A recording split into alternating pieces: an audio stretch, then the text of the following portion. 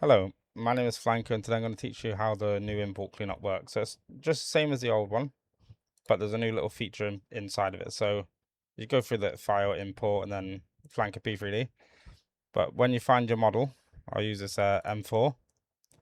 So you find your MLOD model, and also for me, for example, I've gone into Proxies and I've converted some of these models to MLODs as well.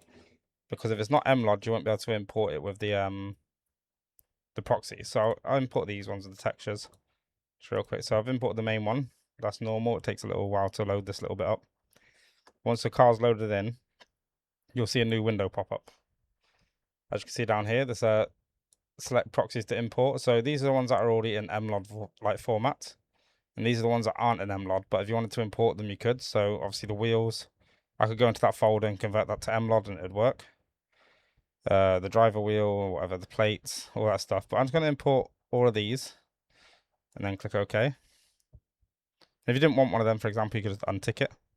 There you go. As you can see, it's imported it, and they're all like in the right place. So I can press H on that to hide it. You can see all the internals of the car in the right place. The dashboard things are in the right place, and you can just really go crazy and skin full items now. Obviously, it'll be a bit more time consuming because you'd have to export. This is a single texture. Export the glass, the roof, etc., etc. But you'd be able to use the animator panel for this. Where's the animator? There we go. So obviously with this one, you can just keep adding loads of different hidden selections for this model.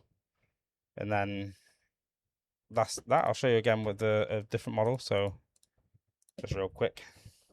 I didn't think what I was going to say in this video, but let's try and do the Scar H. No, in fact, no, I use a plate carrier. So as you can see, I've got the pouches and the holster. I'm going to click import on this plate carrier M. Click import. As you can see, it's up there. And I can import these. If I want to import the grenades, I could convert these ones as well and check them. So I'm going to import, so you can, if I didn't want that holster, for example, I'll uncheck it, but I want it.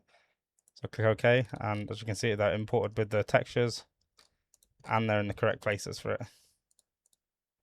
So you can texture nicely around. So like say if you had like a pattern going across it, you can make sure the pattern matches up with the pouches, because that's a little bit complicated to try and skin the pouches separately in the separate project.